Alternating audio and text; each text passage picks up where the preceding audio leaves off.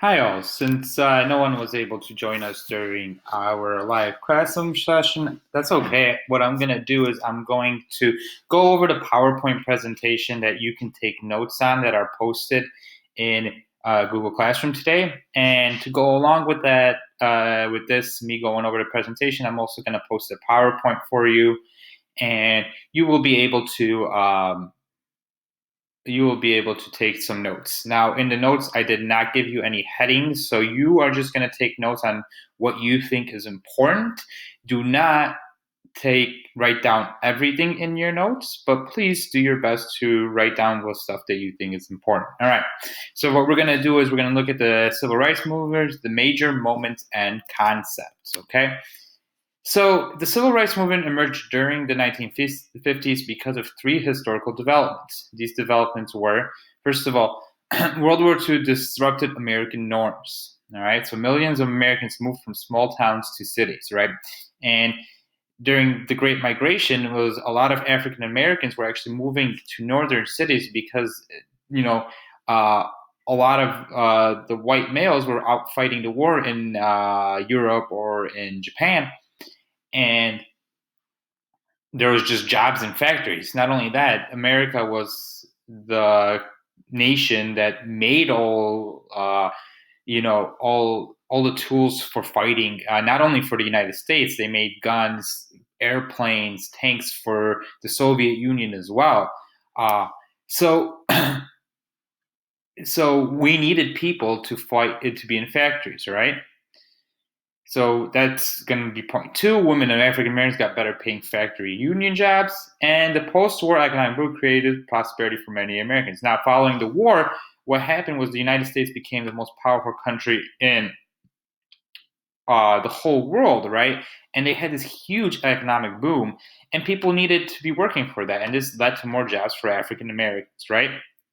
And by the 1950s, a generation of black men had lived outside the South due to the Great Migration. So that's all we talked about right now, okay? So the context, in early 1950s, 12 states denied black people the right to vote, all right? This was mainly in the South. Most black Americans were relegated to unskilled jobs in subpar schools, right? This is discussing segregation, where African Americans were not able to go to schools along with white people. And the African American schools were actually much worse. And Black Americans lived in segregated communities in both the North and the South, right? Even in the North, where technically segregation was not legal, most African Americans lived in only their communities, which meant that their schools were only African American, right? And less money was being invested in these schools by the leaders, which did not lead to anything positive. All right, emergence. Early 1950s. So during the 1940s, the Civil Rights Alliance emerged among liberals, leftists, and trade unionists. Now, the Democratic Party endorsed civil rights in 1948 when President Truman desegregated the armed forces. This is like the beginning of the shift of African Americans voting for Democrats instead of Republicans. Remember, African Americans at first were part of the Republican Party because Abraham Lincoln and the Republican Party were the party that fought the Civil War. It ended up passing amendments to make slavery illegal. They supported Reconstruction, right? But after like 90 years, the ideology of the Republican Party became to change, and the Democratic Party actually started to be more more favored by African Americans, and they were just better for civil rights, the Democratic Party. A lot of this had to do with actually union jobs and the Democrats having a lot of power in cities where huge portions of African Americans were living at this point. And in 1954, Brown versus Board of Education ruled that segregated schools were illegal. Okay, so the Supreme Court says that you cannot segregate schools. All right, this is a huge shift in 1954. So here we have, just some school segregation is banned. Here are pictures of African American students and white students in the same class. Now, these are very positive pictures, but it wasn't a positive process in a lot of the schools. So what happened because of Brown versus Board of Education? The ruling invigorated civil rights activists as well as white supremacists in the South. So a lot of people in the South, especially, hated this rule. They didn't want to see their white kids go to schools with African American kids. So led to the formation of white citizens councils and reactionary campaigns of massive resistance to integration by Southern elites. So a lot of the Southern elites, right? Remember, this is all Southern states. So the states governments are like, well, we're not going to listen to the federal government. We're not going to allow uh, African American students to go to white schools. So the president at the time was Dwight D. Eisenhower. He had to send federal troops to make sure that African American students are allowed to go to schools. So there's a lot of instances where soldiers are protecting African Americans at white schools who are, being constantly bothered by, mobs of white people who do not want to see their schools be desegregated. So a year later, this is the famous Rosa Parks story. This was where, African Americans had to sit in the back of the bus. Rosa Parks refused to do so. She was an older woman who was an activist for African Americans. She refused to do so. She got arrested, which led to the Montgomery bus boycott, where African Americans decided that they would not use the buses. And what happened was the boycott lasted more than a year, and the Supreme Court invalidated the bus segregation ordinance, saying they cannot be segregated. This led to the creation of the Southern Christian Leadership Union, also known as SCLC, which was founded by a civil rights leader named Dr. Martin Luther King. In the 1960s, we had John F. Kennedy was elected president, who promised to move the country going. A lot of African Americans voted for John F. Kennedy.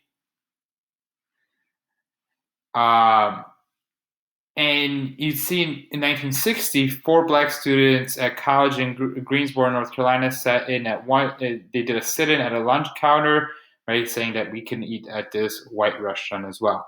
Now, John F. Kennedy, who did run on some civil rights platform, he really was more cautious of a civil rights leader. But what actually ended up happening is when he got assassinated, it was Lyndon Johnson who was more who actually ends up signing the civil rights bill. Okay. So some of the strategies, we had the SNCC, which is the Student Nonviolent Committee. We had CORE, which was another committee for African American civil rights. They would break unjust laws, right? So this was called civil disobedience. A lot of them would get arrested for it because technically what they were doing was illegal, but they were doing it in protest, right? The NAACP tended to be more cautious and use the courts. And then the SLC and King bridged the gap between radical youth movement and older movements, right? So this was probably the most effective movement was the SCLC, because they did a little bit of radical stuff, but they also were part of like the legal movement as well. In 1963, there was the March on Washington, which was technically allowed by John F. Kennedy. Martin Luther King gives his "I Have a Dream" speech, his famous one. There's, I think, over 500,000 people who participated, both white and black, right? And weeks after the march, the KKK bombed Birmingham's oldest black church, killing 4 young girls, right? So there's still resistance in the South because of this movement, right? A lot of Southerners are not responding well. And this resistance wasn't only in the South. Like, for instance, this is in the 1966, I believe, Martin Luther King actually comes to live in Chicago in one of the African-American neighborhoods. And what he realizes is that there is also a huge part of racial tensions in Chicago. He even says that it's more racist than the South, even though it's not legalized racism or segregation. He does a march in Chicago where he marches through the suburbs of Cicero at the time, and he gets rocks thrown in him, and it's very violent here. He was very much dissuaded and unhappy with how when he lived in Chicago.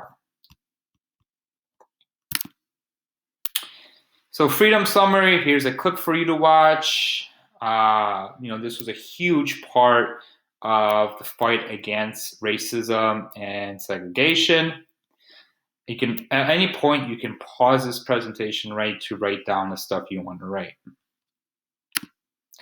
Now, here's when the legislative victories start becoming right. And remember, Lyndon Johnson's now the president because JFK was assassinated, which I think I would argue ended up being a good thing for African Americans because Lyndon Johnson was much more progressive than John F. Kennedy. I'm not saying Kennedy wouldn't pass such legislation, but I think it's easy to argue that Johnson was just more radical in this area, and Kennedy would try to be more pragmatic. He wouldn't want to be losing white voters the way that Johnson did. So in 1964, after 10 years of black mobilized, the U.S. Congress finally passes the civil rights legislation. In 1964, the Civil Rights Act is received by bipartisan support, meaning some Republicans and some Democrats voted for it. Some Republicans, some Democrats voted against. It banned discrimination on race, ethnicity, public accommodation, and employment. All right. In 1965, Martin Luther King is not done. He has the Selma campaign. John Lewis leads a march known as Bloody Sunday, right? It ends up being violent in Selma. And after this, President Johnson called it a Voting Rights Act, right? Congress passed it, and by 1960, the majority of black Americans were able to vote, right? Voting was protected by the Supreme Court. They made it legal in the South.